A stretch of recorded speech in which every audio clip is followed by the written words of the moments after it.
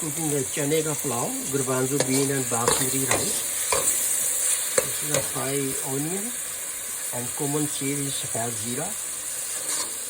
This one is a cinnamon stick, a dalchini stick, which is a piece of dalchini we call it, this. And these are 2 small cup of rice. This is the cup actually. This is small. So this is Garbanzo bean pre-cooked already. So 2 cup of rice and 3 cup of water.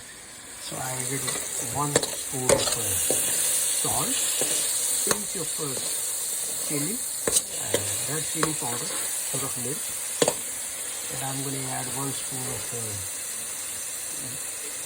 garlic paste and 1 spoon of ginger paste. And to make a little bit gravy, extra water here because that will dry. And now I will let it cook at least 7 to 10 minutes with Garbanzo bean. This Garbanzo bean is almost around 4 can of equal to 4 can, but this is fresh Garbanzo bean. So after 7 to 10 minutes I will add rice and 3 cup of water to cook.